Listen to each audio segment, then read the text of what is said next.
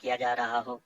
ISRO mission की निश्चितता और अनिश्चितता के बीच बहुत ही महीन अंतर होता है, जिससे कि एक मिशन सफल या असफल होता है।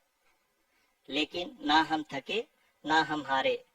हमने पिछली कमियों को सुधारते हुए आज पूरी तरह से आश्वस्त किया है कि लैंडर मॉड्यूल निश्चित तौर पे चंद्रमा के सतह पर सेफ और सॉफ्ट लैंडिंग करेगा।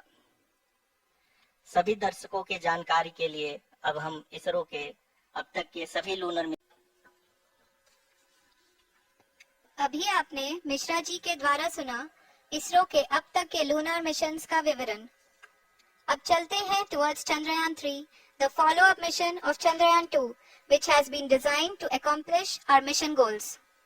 The primary objective of Chandrayaan 3 mission is the demonstration of safe and soft landing on the lunar surface.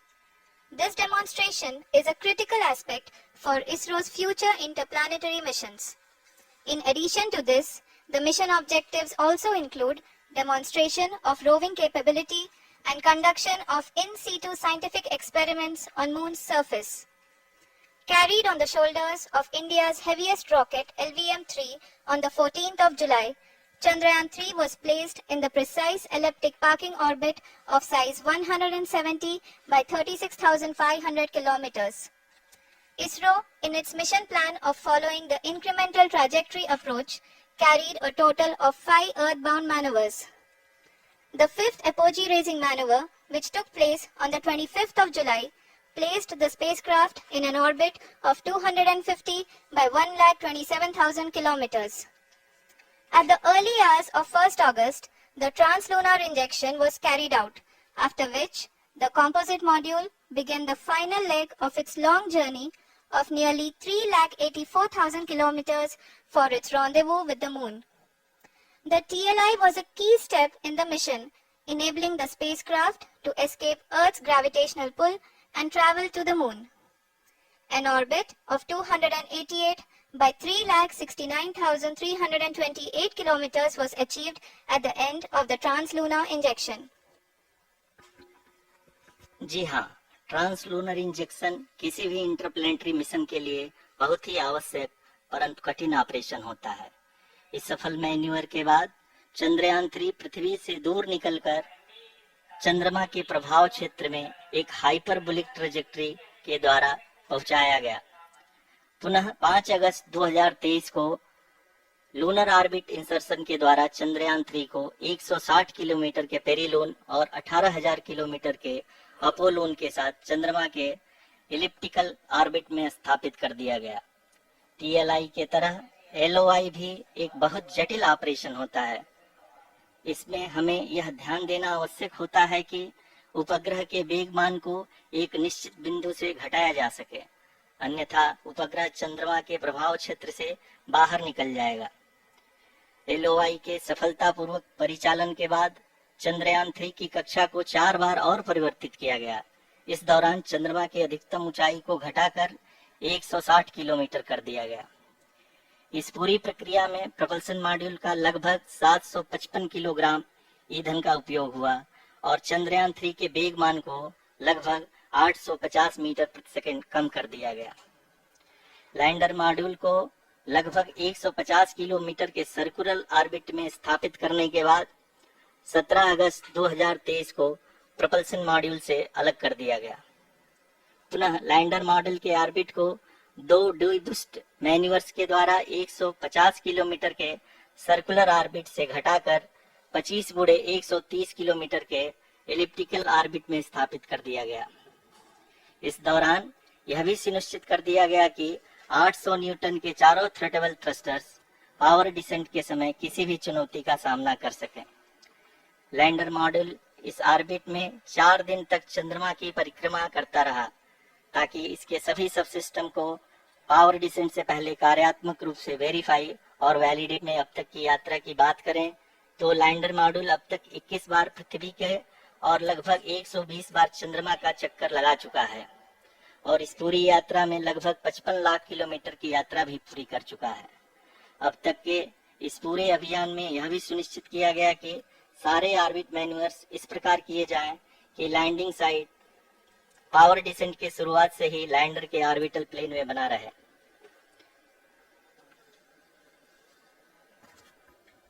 Make it further complicated. Indeed. We have arrived at the crucial juncture wherein the orbit plane contains the desired landing site at the start of powered descent. We are also happy to announce that live images from the Chandrayaan-3 lander imager camera is being received continuously. The demonstration of soft landing on the moon's surface is no ordinary feat due to the innumerable challenges and complexities involved. The lander velocity has to be killed from nearly 6,048 kilometers per hour without any aid from the thin and tenuous moon's atmosphere. The lunar dust at the time of landing and the craters and boulders scattered over the moon's surface make it further complicated to achieve this. The new and improved Chandrayaan-3 design has been built after envisaging all the scenarios which the lander module can encounter. With several software improvements, provision for full-level redundancies, a plethora of special tests, namely the integrated hot test, integrated cold test, and lander leg drop tests were carried out for the lander module. The success of these tests has provided great confidence in the performance of all the onboard sensors, propulsion system, and associated guidance, control, and navigation algorithms.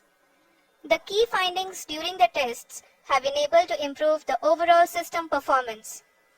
The largely unexplored south pole of the moon has been chosen as the intended landing site, since there is a possibility of finding ice and other minerals which would be vital resources for future explorers. Apart from continuing investigations pioneered by Chandrayaan-1 and Chandrayaan-2, the Chandrayaan-3 mission will also provide invaluable data to the science community around the world. Let us give our viewers a glimpse on the configuration of Chandrayaan-3 mission.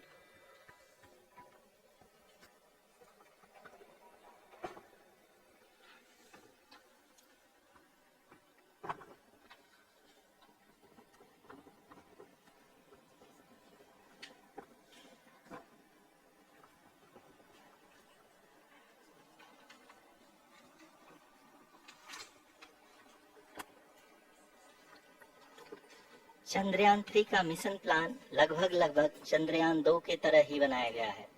यहाँ यह भी सुनिश्चित किया गया है कि चंद्रयान 3 को rocket से अलग होने से लेकर के चंद्रमा के निकटतम कक्षा में स्थापित होने तक सारी गतिविधियां चंद्रयान 2 के तरह ही हों। और अब हम यह कह सकते हैं कि यह प्लान पूरी तरह से 100% सफल रहा। हालांकि लैंडर मॉड्यूल के सेंसर्स और प्रोपल्शन सिस्टम को इस तरह से मजबूत किया गया है कि लैंडर पावर डिसेंट के समय किसी भी आपदा से बाहर आकर के मिशन के मुख्य उद्देश्य को पूरा कर सके। इस क्रम में लैंडर के मुख्य सेंसर्स कारा, लासा, LHBC, LDV और LHDAC का कार्यात्मक परीक्षण भी किया जा चुका है। LDV जो कि पूर्णतः स्वदेशी तकनीकी से बनाया गया एक नया सेंसर है, इसका मुख्य कार्य लैंडर के वेलोसिटी को तीनों अक्षों में कंप्यूट करना है। पावर डिसेंट के दौरान लैंडर की सटीक पोजीशन और वेलोसिटी का ज्ञान होना बहुत ही आवश्यक है। लिराप यानी laser inertial referencing and accelerometer package इस कार्य को पावर डिसेंट के दौरान बखूबी निभाएगा।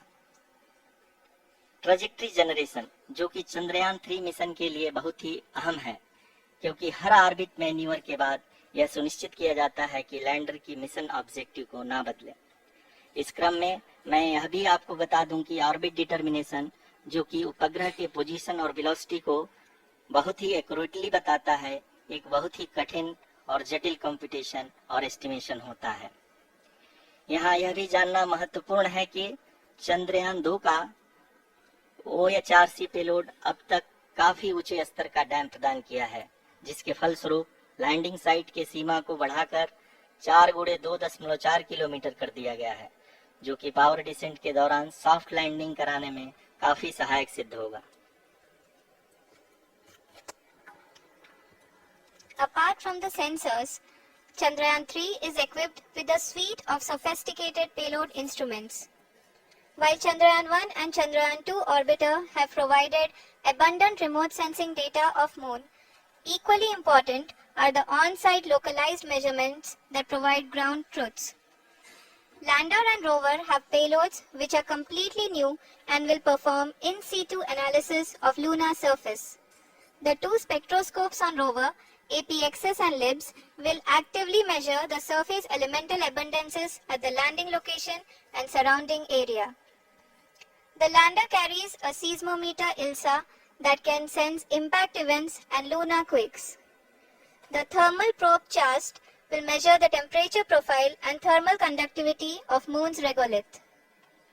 The Rambha payload will carry out lunar ionosphere studies, while the laser retroreflector array shall be a passive location indicator for future spacecraft equipped with laser altimeter. The propulsion module has not been left behind, and an experimental shape payload has been added to it as a value addition.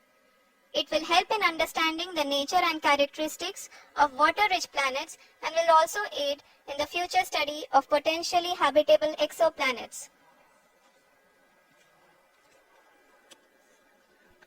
We are minutes away from the start of powered descent.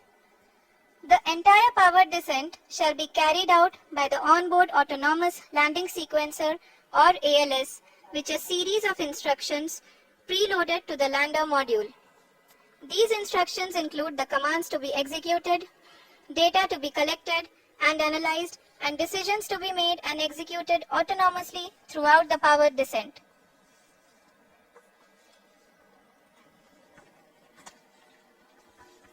जी हाँ, अब हम power descent के बहुत ही करीब आ चुके हैं। हम आपको बताते चलें कि पावर डिसेंट को कुल 4 चरणों में बांटा गया है। सबसे पहले आता है रफ ब्रेकिंग फेज, जिसमें लैंडर की ऊंचाई को चंद्रमा की सतह से 30 किलोमीटर से घटाकर 7.4 किलोमीटर कर दिया जाएगा। इस पूरी प्रक्रिया को पूरा करने में लगभग 11.5 मिनट लगेगा और इसका समानांतर वेग 1680 मीटर प्रति सेकंड से घटाकर 358 मीटर प्रति सेकंड हो जाएगा। We have continuous flow of lander telemetry data from ISRO's Deep Space Network IDSN-32 located in Belalu, Bengaluru. The data is being acquired real-time by station and is flown to the Mission Operation Complex through our communication links. In addition to it, we also have support from ESA and JPL DSN stations. There will be no ground intervention once the ALS takes charge. The preparation for today's event had started 48 hours before, wherein various pre-selections and uplinking of parameters for the autonomous landing sequence were carried out. The whole descent is divided into 4 phases: the rough braking phase, the attitude hold phase, fine braking phase, and the local navigation phase or the terminal descent phase.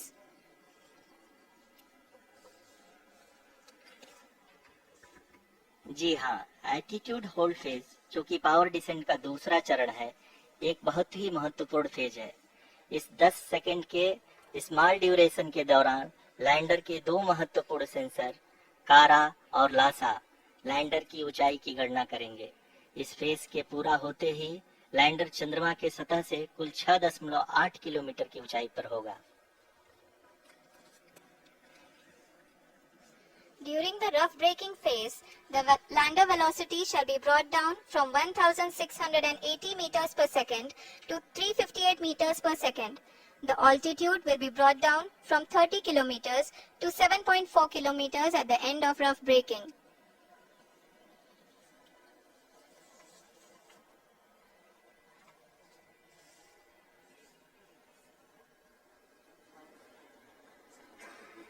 Currently, we can see the scientists are analyzing the lander data.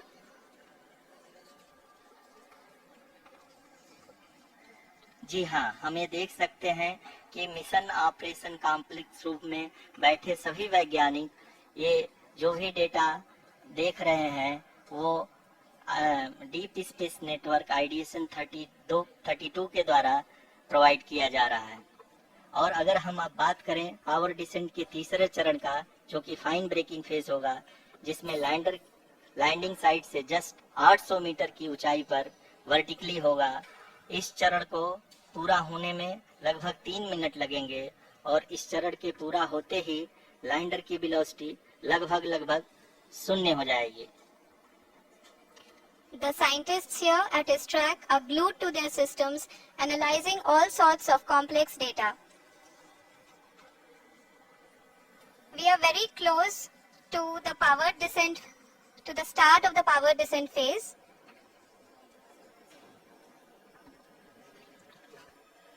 जी हाँ, अगर हम अब बात करें power descent के चौथे और अंतिम चरण का, जो कि लोकल नेविगेशन फेज या टर्मिनल डिसेंट फेज भी कहा जाता है, इस दौरान लैंडर के 2 इंजन बंद कर दिए जाएंगे और लैंडर के सेंसरों द्वारा इसके हाइट और वेलोसिटी की गणना इनर्शियल नेविगेशन को भेज दिया जाएगा। इस दौरान लैंडर 150 मीटर की ऊंचाई को प्राप्त करने के बाद कुल 131 सेकंड लगाएगा। इस पड़ाव पे आने के बाद पुनः लैंडर 22 सेकंड के लिए हवरिंग करेगा।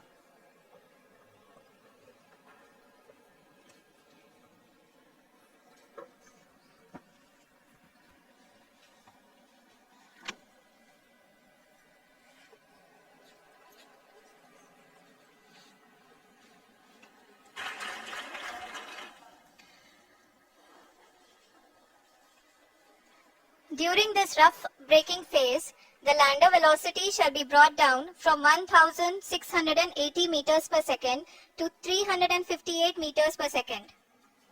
The altitude will be brought down from 30 kilometers to 7.4 kilometers at the end of rough braking.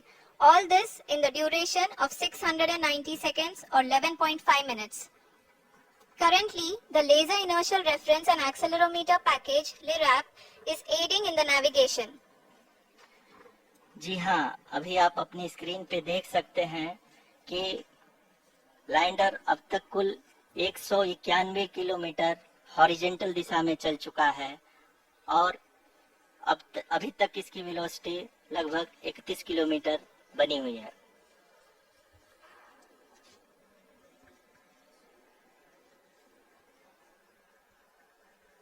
The lander module has traveled a distance of approximately 228 kilometers. The complete downrange that will be traveled during this phase shall be nearly 713.5 kilometers.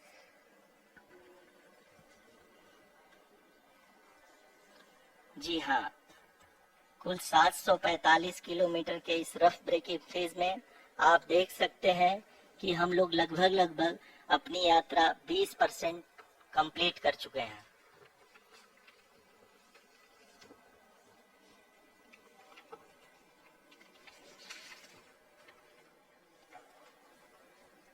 Power descent की यह शुरुआत हम कह सकते हैं कि बहुत ही सटीक और सधी हुई है, जिसमें लैंडर अपने वेगमान को अनुमानित तरीके से घटा रहा है।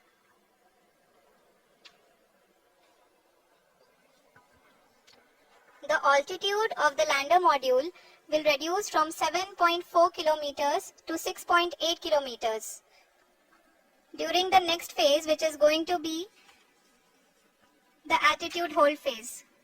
We can currently see that the altitude of the lander module is nearly 31 kilometers. ROCC अभी हम इस ग्राउंड ट्रेस को देखते हुए कह सकते हैं कि रफ ब्रेकिंग फेज की शुरुआत बहुत ही अच्छे तरीके से हुई है। आप ये देख सकती हैं कि जो भी प्रोजेक्टेड ग्राउंड ट्रेस है उसी पे अपना लैंडर मॉड्यूल आगे चलते हुए बढ़ रहा है। अभी तक ये देखा जा सकता है कि लैंडर मॉड्यूल लगभग 370 किलोमीटर 36 दिशा में चल चुका है। The mission operations team is analyzing the data. We can all see the seriousness and the concentration with which each and every parameter of the lander module is being analyzed. The performance so far seems to be nominal. जी आरुषि, चूंकि LS activate किया जा चुका है इसलिए ground से कोई commanding नहीं की जा रही है। इस दौरान आपके स्क्रीन पे सारे डेटा इसरो के डीप स्पेस नेटवर्क से रियल टाइम में आ रहे हैं। इस मिशन में सेकेंड और थर्ड ऑर्डर गाइडेंस पॉलिनोमियल का प्रयोग हुआ है, जो कि इनर्शियल थ्रस्ट और एंगल के हमेशा सुनिश्चित करेगा। During the entire descent, there is no ground intervention as the ALS has taken charge. The preparation for today's event had started nearly 48 hours before, wherein various pre-selections and uplinking of parameters were done. We can see that the vertical velocity of the lander module has been brought down. It is continuously coming down. And the ALS had already been initiated 1 hour before the scheduled time of the power descent start. Following this, the throttleable engine electronics module, the TECM, was switched on and lander was oriented to the favorable attitude.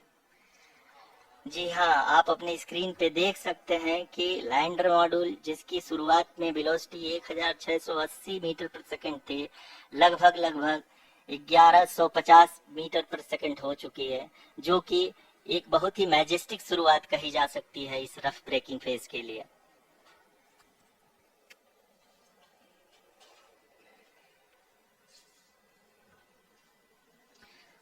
यहाँ पे मैं आपको ये भी बताते चलूं कि आप अपने स्क्रीन पे देख सकते हैं कि द लैंडर मॉड्यूल का आल्टीट्यूड धीरे धीरे अब कम होता हुआ दिख रहा है, और जो कि एक्सपेक्टेड भी है।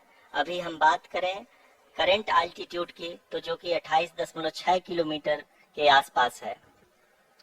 आप स्क्रीन पर ये भी देख सकते हैं चंद्रयान 3 लैंडर इमेजर डिस्प्ले।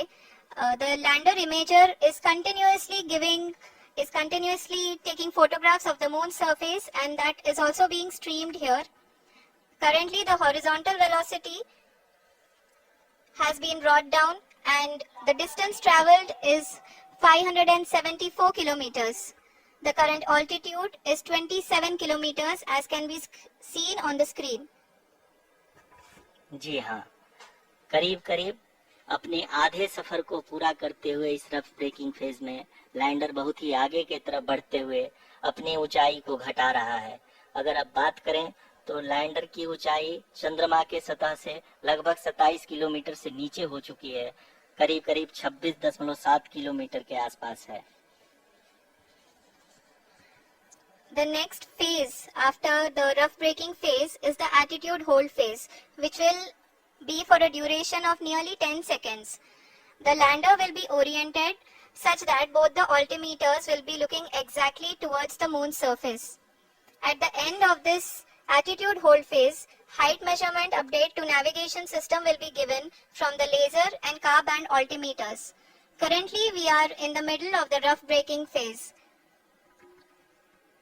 जी हाँ, अगर हम ध्यान से देखें तो लगभग 8 मिनट की यात्रा के बाद लैंडर अपनी हॉरिजॉन्टल वेलोसिटी को लगातार कम करते हुए अपनी ऊंचाई, अभी की ऊंचाई के समय 24 किलोमीटर की ऊंचाई प्राप्त कर चुका है।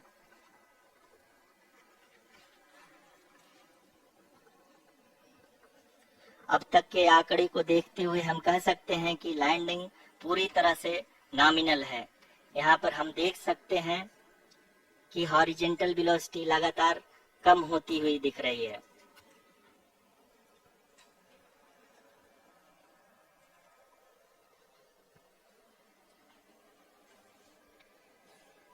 The altitude of lander from ground is currently 22 kilometer, which is again going to be coming down, and that is expected.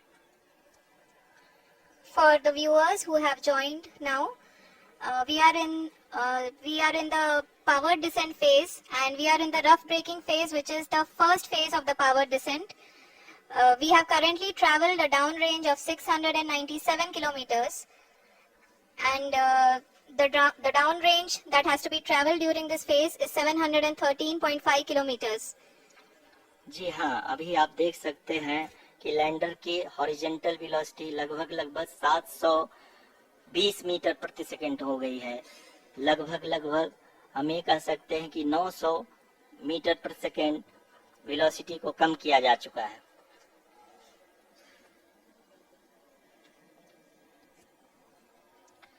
At the same time, we can see the altitude of the lander is just 17.8 kilometer from the moon surface, which is going to be around 7.4 at the end of the rough braking phase.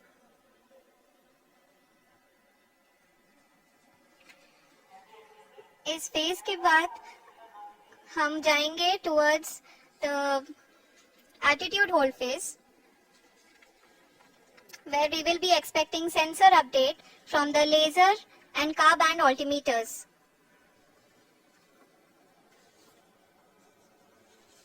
We can see the visualization of the lander module moving towards the moon's surface. The current altitude is nearly 15.2 kilometers and the distance traveled is 754 kilometers. We can also see the image that the lander imager camera has been providing. जी हाँ, इस rough breaking phase के दौरान 800 Newton के चारों throttle engine अपने कार्य को पूरी तरह से अंजाम दे रहे हैं और लैंडर के हॉरिजॉन्टल वेलोसिटी को लगातार कम कर रहे हैं। अब तक लैंडर लगभग अपने 75 से 80% की यात्रा को पूरा कर चुका है।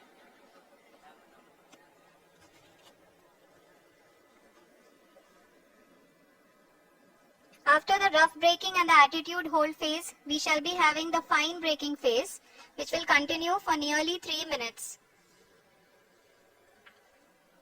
The whole phase is being driven by the autonomous landing sequencer and there is no intervention from ground.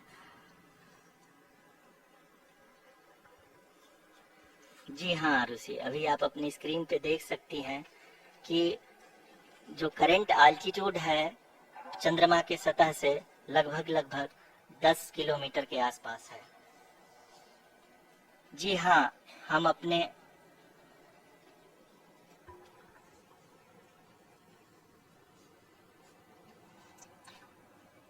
हाँ, हमारे प्रधानमंत्री जी श्री नरेंद्र मोदी जी हम सभी का उत्साहवर्धन करने के लिए दक्षिणी अफ्रीका के जोहानसबर्ग से जुड़ गए हैं।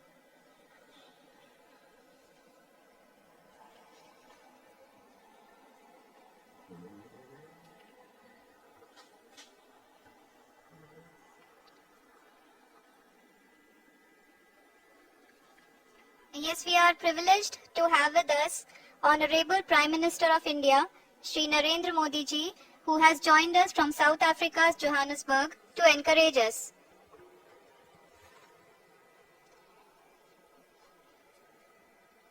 जी हाँ, आप ये देख सकते हैं एल्टीट्यूड होल्ड फेस भी बहुत ही आसानी से लैंडर फेस ने पार कर लिया है और अब फाइन ब्रेकिंग की शुरुआत हो चुकी है। अभी हम ये देख सकते हैं कि लैंडर की ऊंचाई लगभग 5.6 किलोमीटर है, जो कि इस फेस के उपरांत लगभग 800 मीटर हो जाएगी।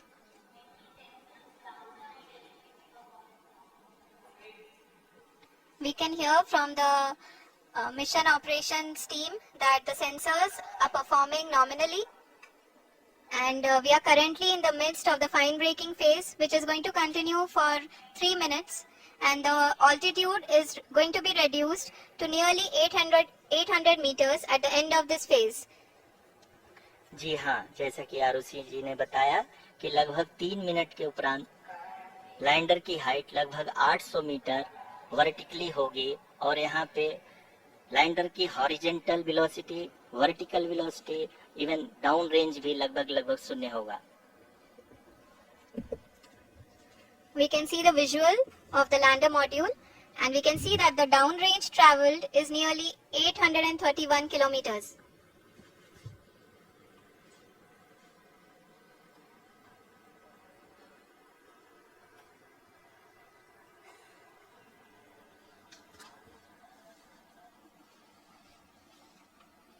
जी हाँ, आप अपनी स्क्रीन पे देख सकते हैं कि लैंडर की ऊंचाई अब चंद्रमा के सतह से लगभग 3 किलोमीटर से कम हो चुकी है।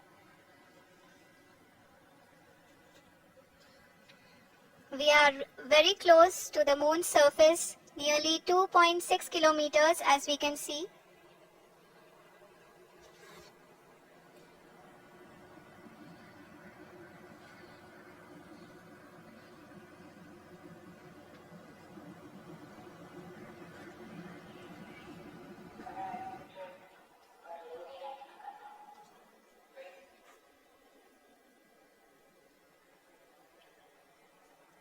जी हाँ, अभी आप देख सकते हैं कि लैंडर की ऊंचाई लगभग 1 किलोमीटर के आसपास है।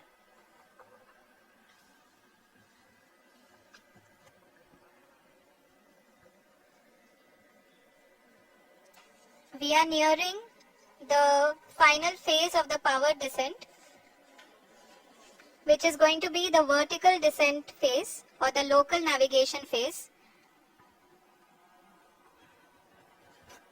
जी हाँ, अब हम फाइन ब्रेकिंग वेव के एकदम करीब आ चुके हैं। हाँ, आप तालियों के गड़गड़ाहट से सुन सकते हैं कि हम लोगों ने तीसरे चरण को भी बहुत ही सफलतापूर्वक हासिल कर लिया है और अभी हम वर्टिकल डिसेंट फेज में आ चुके हैं, जिसकी शुरुआत भी बहुत ही अच्छे ढंग से हो चुकी है।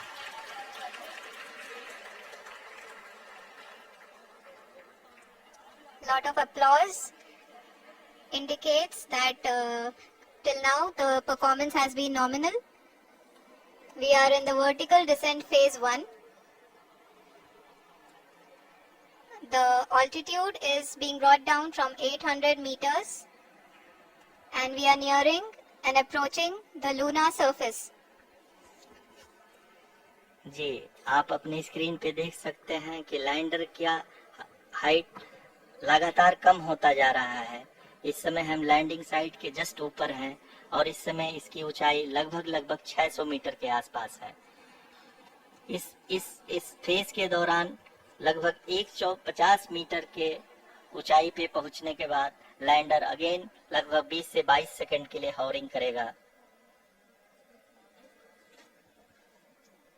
We are above the landing site. The horizontal as well as the vertical velocity is now being constantly reduced and the lander module has begun its descent towards the landing site.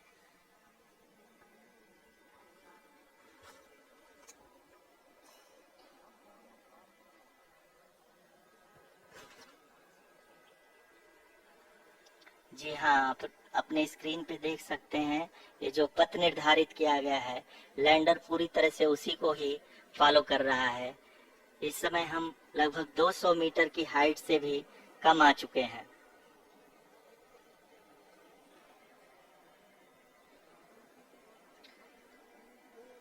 अब हमें देख सकते हैं कि हम लगभग 150 metre की ऊंचाई पे हैं चंद्रमा के सतह से।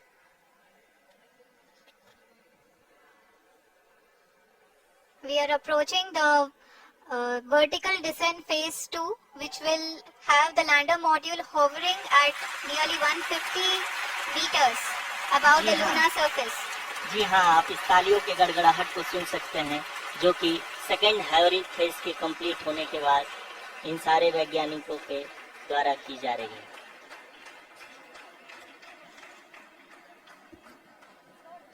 जी हाँ, आप अगर फिर से ध्यान से देखें तो एल्टीट्यूड पुनः कम होता जा रहा है। अभी हम लोग लगभग 135 मीटर की ऊंचाई पे हैं। The sensors that are updating at this point are providing confirmation of the safety of the landing site. As expected, the retargeting is going on and this is a very good signature for the lander. अभी आप ये देख सकते हैं कि lander की ऊंचाई लगभग 65 मीटर के आसपास बची हुई है।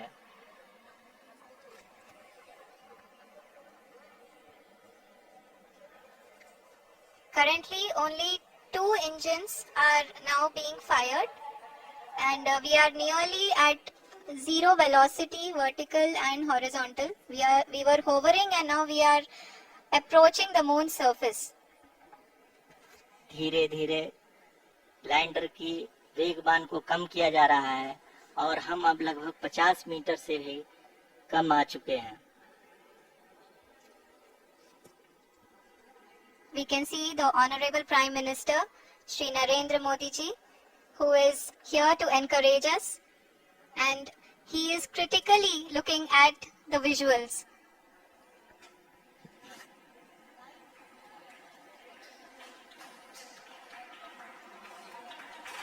जी हाँ, आप अपनी स्क्रीन पे देख सकते हैं कि हम lander module People are applauding.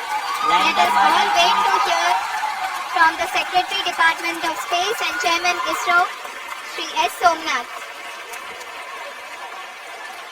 Lander module पूरी तरह से सेफली और सॉफ्टली चंद्रमा की सतह पे लैंड हो चुका है।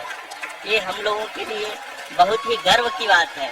हिंदी में एक कहावत है कि चंदा मामा दूर के, लेकिन अब हम ये कह सकते हैं कि चंदा मामा अपने घर के। बहुत ही उम्दा। The hard work of the entire ISRO community has come to fruition.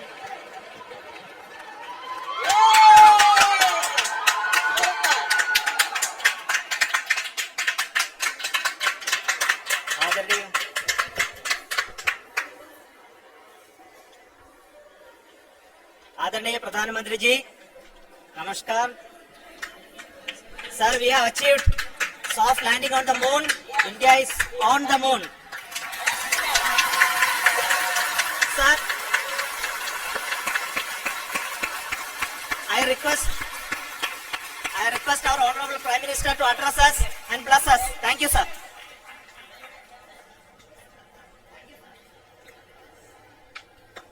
मेरे प्यारे परिवारजनों, जब हम अपनी आंखों के सामने ऐसा इतिहास बनते हुए देखते हैं तो जीवन धन्य हो जाता है। ऐसी ऐतिहासिक घटनाएं राष्ट्र जीवन की चिरंजीव चेतना बन जाती है। ये पल अविस्मरणीय है। ये क्षण अभूतपूर्व है। ये क्षण विकसित भारत के शंखनाद का है। ये क्षण नए भारत के जयघोष का है। ये क्षण मुश्किलों के महासागर को पार करने का है। ये क्षण जीत के चंद्र पथ पर चलने का है। ये क्षण 140 करोड़ धड़कनों के सामर्थ्य का है। ये क्षण भारत में नई ऊर्जा, नया विश्वास, नई चेतना का है। ये क्षण भारत के उदयमान भाग्य के आह्वान का है। अमृत काल की प्रथम प्रभा में सफलता की ये अमृत वर्षा हुई है। हमने धरती पर संकल्प लिया और चांद पर उसे साकार किया। और हमारे वैज्ञानिक साथियों ने भी कहा, India is now on the moon. आज हम अंतरिक्ष में नए भारत की नई उड़ान के साक्षी बने। साथियों, मैं इस समय ब्रिक्स समिट में हिस्सा लेने के लिए दक्षिण अफ्रीका में हूं, लेकिन हर देशवासी की तरह मेरा मन चंद्रयान महाअभियान पर भी लगा हुआ था। नया इतिहास बनते ही हर भारतीय जश्न में डूब गया है। हर घर में उत्सव शुरू हो गया है। हृदय से मैं भी अपने देशवासियों के साथ, अपने परिवारजनों के साथ इस उमंग और उल्लास से जुड़ा हुआ हूं। मैं टीम चंद्रयान को, इसरो को और देश के सभी वैज्ञानिकों को जी जान से बहुत बहुत बधाई देता हूं, जिन्होंने इस पल के लिए वर्षों तक इतना परिश्रम किया है, उत्साह, उमंग, आनंद और भावुकता से भरे इस अद्भुत पल के लिए मैं 140 करोड़ देशवासियों को भी कोटि कोटि बधाइयां देता हूं। मेरे परिवारजनों, हमारे वैज्ञानिकों के परिश्रम और प्रतिभा से भारत चंद्रमा के उस दक्षिणी ध्रुव पर पहुंचा है जहां आज तक दुनिया का कोई भी देश नहीं पहुंच सका। अब आज के बाद से चांद से जुड़े मिथक बदल जाएंगे, कथानक भी बदल जाएंगे और नई पीढ़ी के लिए कहावतें भी बदल जाएगी। भारत में तो हम सभी लोग धरती को मां कहते हैं और चांद को मामा बुलाते हैं। कभी कहा जाता था चंदा मामा बहुत दूर के हैं, चंदा मामा बहुत दूर के हैं। अब एक दिन वो भी आएगा जब बच्चे कहा करेंगे चंदा मामा बस एक टूर के हैं। Friends, on this joyous occasion, I would like to address all the people of the world, the people of every country and region. India's successful moon mission is not just India's alone. This is a year in which the world is witnessing India's G20 presidency. Our approach of one earth, one family, one future is resonating across the globe. This human-centric approach that we present and that we represent has been welcomed universally. Our moon mission is also based on the same human-centric approach. Therefore, this success belongs to all of humanity, and it will help moon missions by other countries in the future. I am confident that all countries in the world, including those from the global south, are capable of achieving such feats. We can all aspire for the moon and beyond. मेरे परिवारजनों, चंद्रयान महाअभियान की ये उपलब्धि भारत की उड़ान को चंद्रमा की कक्षाओं से आगे जाएगी।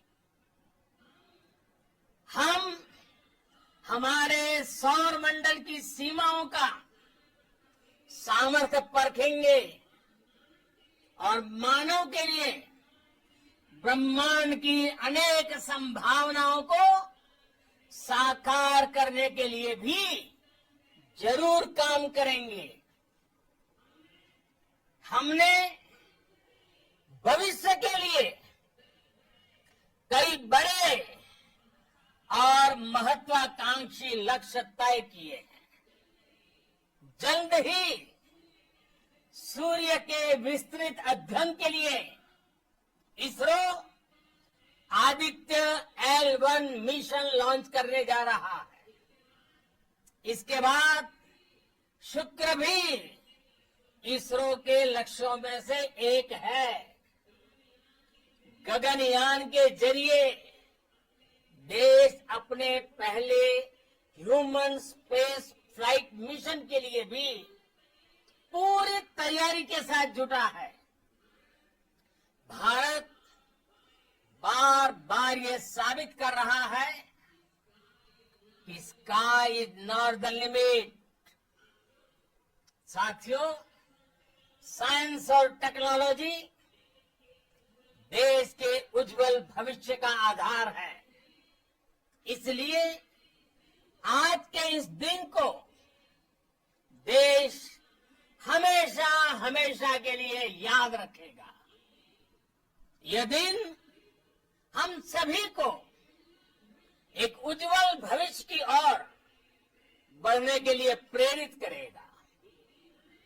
ये दिन हमें अपने संकल्पों की सिद्धि का रास्ता दिखाएगा। ये दिन इस बात का प्रतीक है कि हार से सबक लेकर जीत कैसे हासिल की जाती है।